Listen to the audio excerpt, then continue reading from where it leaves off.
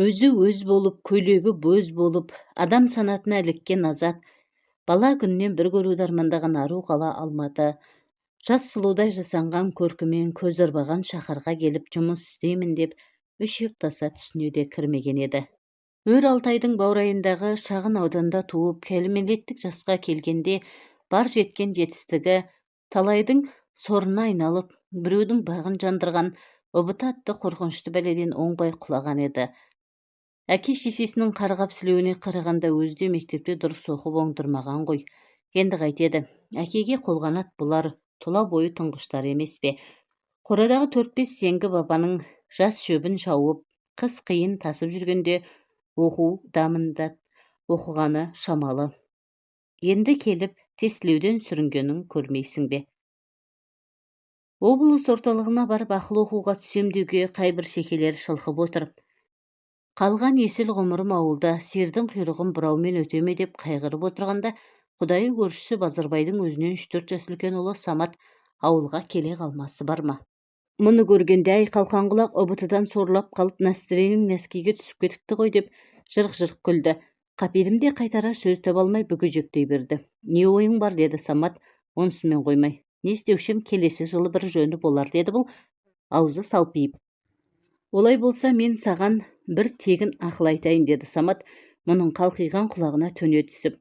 Бұл да осы не айтар екен деп демін ішіне тарта қалды. Сен менімен бірге қалаға барсаңшы, келесі жазға дейін 1 жыл бойы жұмыс істеп ақша табасың, сосын қалаған оқуыңа түсесің.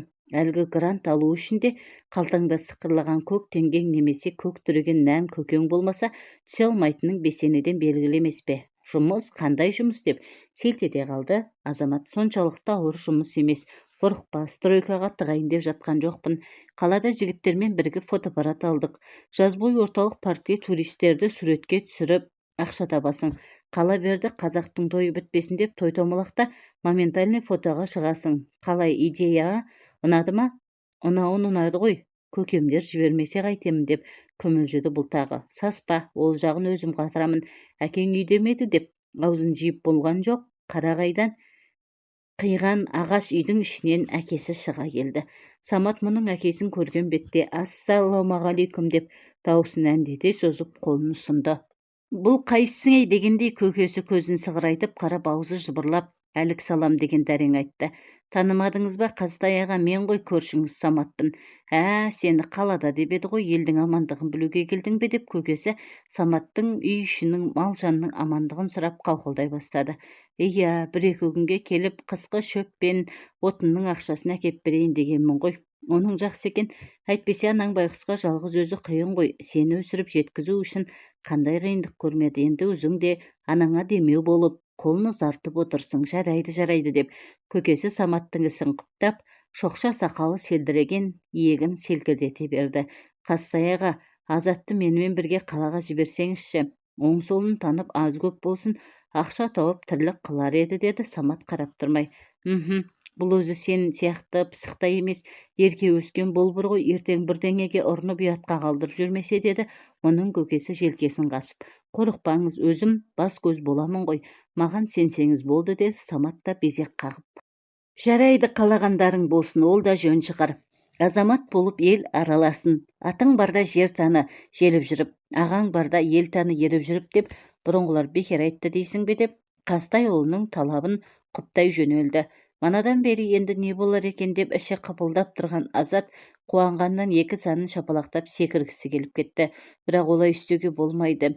Жас бала емес, жеке куәлігі бар егемен елінің кәмелетке келген азамат емес пе?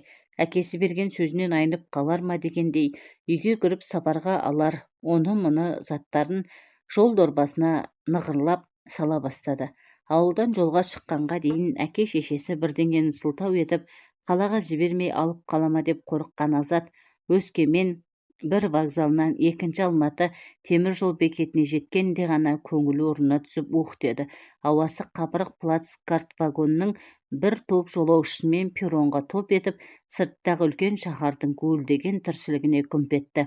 Темір жол вокзалының алдындағы алаңда тұрған тұлпардың үстінде қаққан қазықтай қақиып отырған Абылай ханның оң қолымен нұсқап тұрған бағытын бетке алып, оның өзі аттас көшеге түсіп, қаздаңдай жөнелді.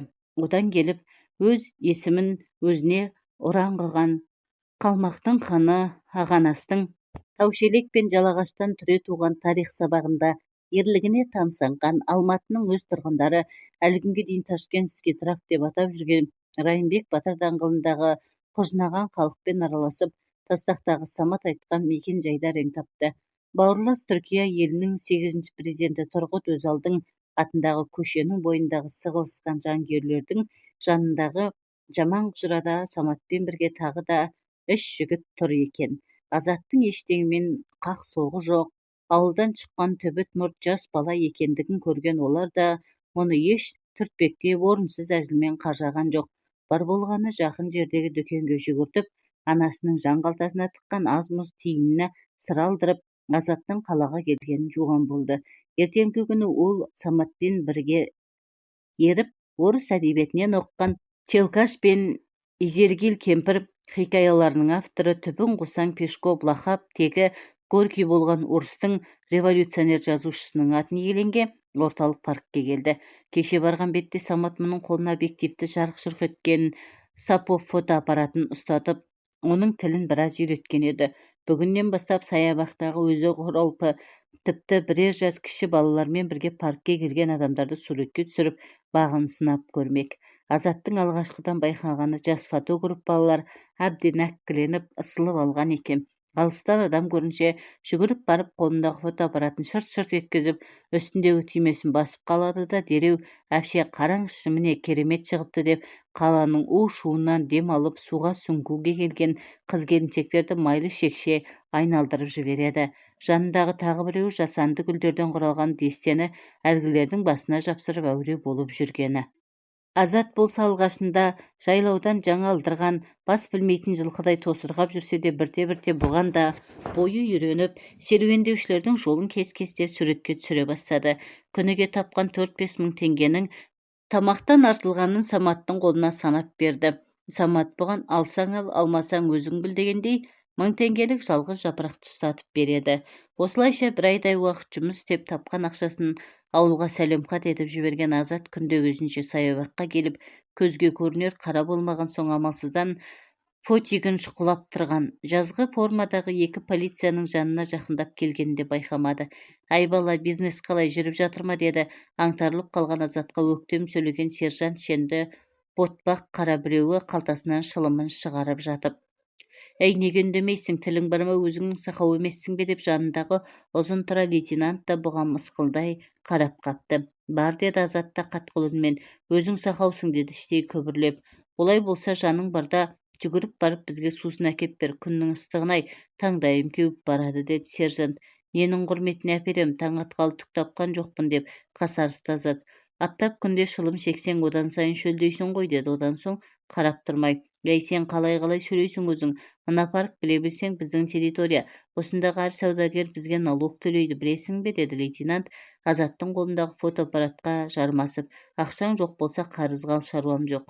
Озбырлардың кеудем соқтығына шыдамаған Азат полицейдің қолын қағып жіберіп фотоаппаратты жұлқып қалды. Ауылда өсіп қара жұмыста шыңдалғаны мұндай жақсы болар ма?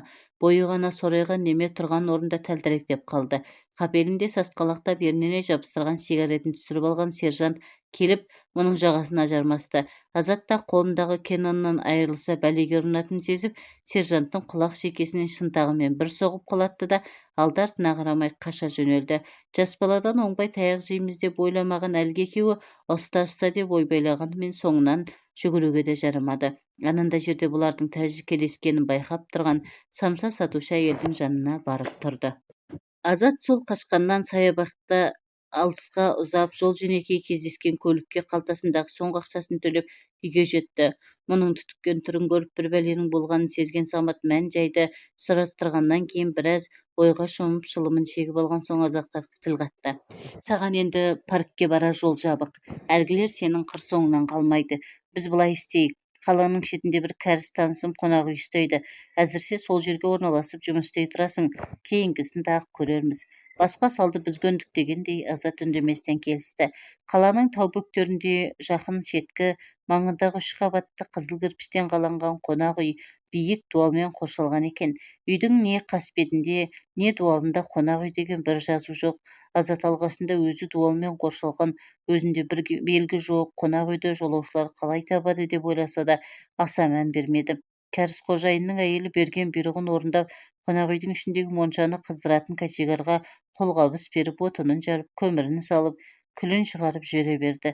Качегар Саша ағайда қақсоқпен жұмысы жоқ, құлағы мінезі ауыр кісі екен. Азатқа бір шаруа тапсырайын десе, бар даусымен барылдап сөйлейді. Екеуінің жататын орны қонақ үйдің ішіндегі аядай бір бөлме. Сыртқа тіршілікпен байланысын үзіп оқта-текте Саматпен ұялы телефон арқылы байланысқаны болмаса, Азат мұнда адам көрінуден қалды.